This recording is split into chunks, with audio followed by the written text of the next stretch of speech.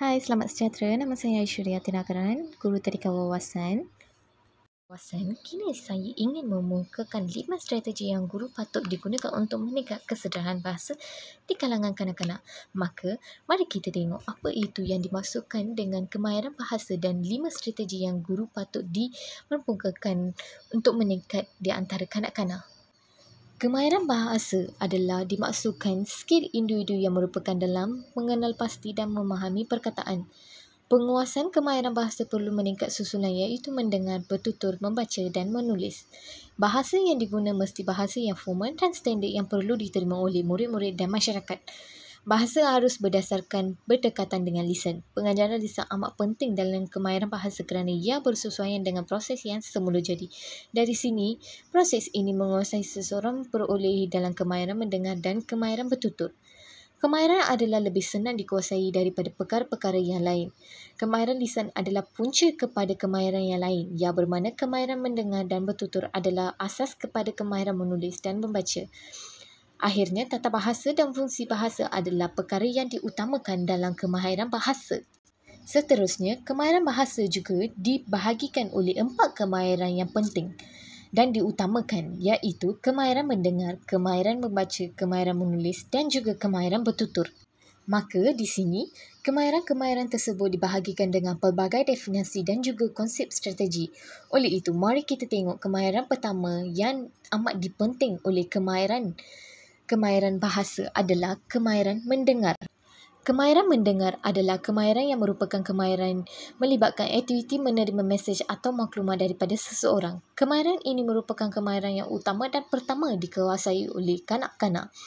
Kanak-kanak juga boleh menguasai kemahiran mendengar ini daripada apa-apa yang didengar dan dialaminya daripada seseorang individu yang berada di sekeliling dan juga boleh meniru serta menuturkan berulang kali.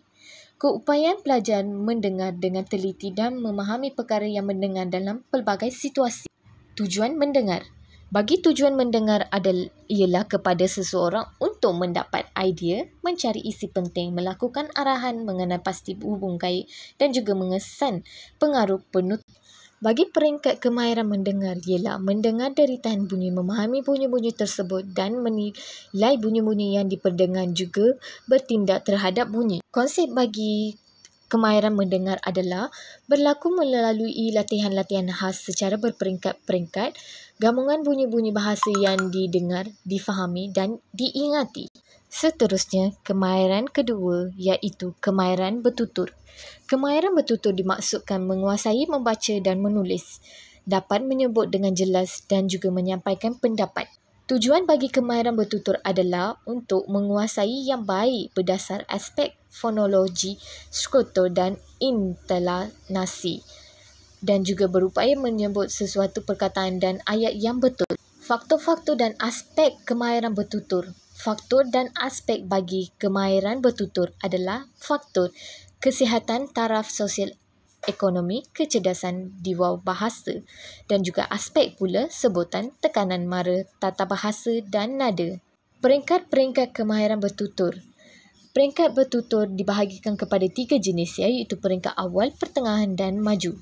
Awal bertindak terhadap soalan-soalan mudah, memberi arahan, membuat ayat daripada gambar. Pertengahan pula memberi komen secara mudah, membaca iklan dan pertuturan dan juga mengambil bahagian dalam pembualan mudah.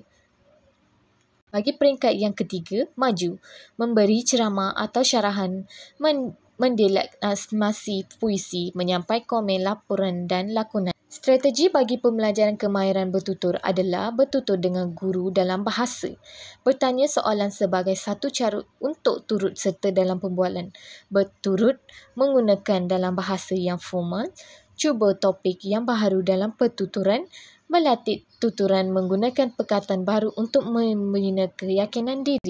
Di sampingnya, kemahiran menulis, kemahiran yang diperoleh ke tempat 3.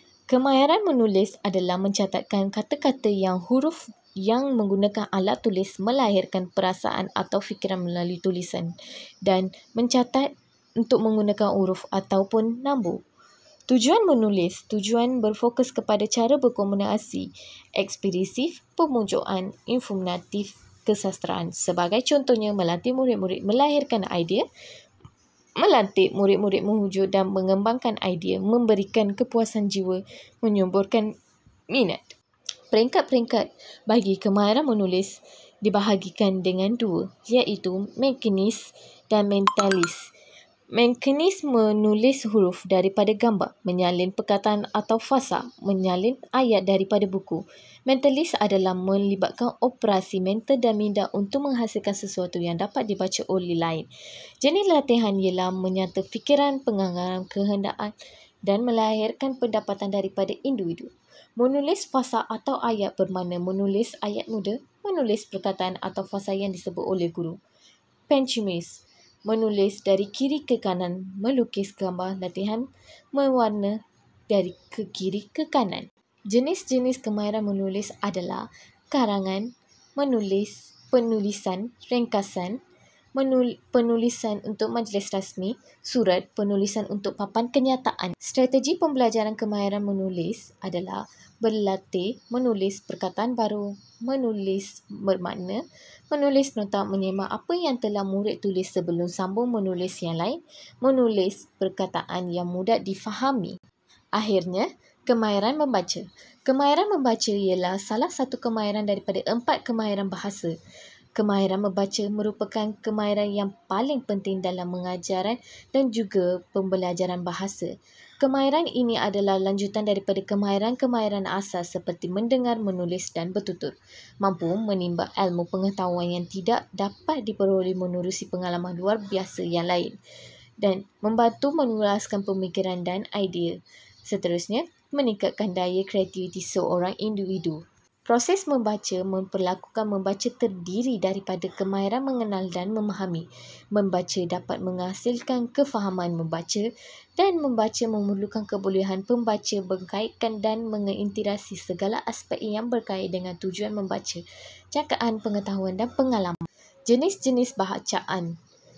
Bacaan mekanis yang bersuara, bacaan mentalis senyap, bacaan intuitif pantas dan imbasan, bacaan intuitif, bacaan reaksi, bacaan kritis. Strategi bagi pembelajaran kemahiran berbaca adalah membaca teks sekali imbas sebelum baca dengan teliti, membaca dialog pembualan dalam bahasa, membaca bacaan yang mudah difahami, menyemak sejauh mana murid dapat difahami menggunakan bahan bacaan yang dibaca, membuat rumusan berdasarkan bahan yang dibaca, baca sebanyak mungkin buku. Oleh itu, kini guru-guru dapat memahami apa yang kita terangkan tentang bahasa dan juga kemahiran-kemahiran yang diperoleh oleh bahasa. Oleh itu, kini saya ingin menentukan sebagai prinsip kita sebagai seorang guru. Guru perlu tahu strategi-strategi dalam kemahiran bahasa sebelum menentukan tujuan-tujuan pembelajaran dan pengajaran. Bahasa yang digunakan dalam aktiviti kemahiran bahasa mestilah diperbagaikan supaya dapat menarik minat murid-murid untuk belajar. Sebagai contoh, kita sebagai seorang guru perlu menjelaskan dan terangkan yang mana yang menjadi contoh yang baik bagi murid-murid. Bahasa yang digunakan mesti bahasa yang format, standard dan mudah boleh difahami oleh murid-murid dan juga masyarakat yang sekeliling kita. Akhirnya, sentiasa dapat membantu murid-murid yang kurang faham dalam pembelajaran dan membaca. Sebagai guru, kita patut menolong dengan murid-murid yang tidak difahami oleh apa yang dimaksudkan atau yang mana kita dihentikan. Kini saya harap maka guru-guru dan tuan-tuan puan-puan dapat difahami apa itu yang dimaksudkan 5 strategi dan kemahiran bahasa itu dimaksudkan. Sekian, terima kasih.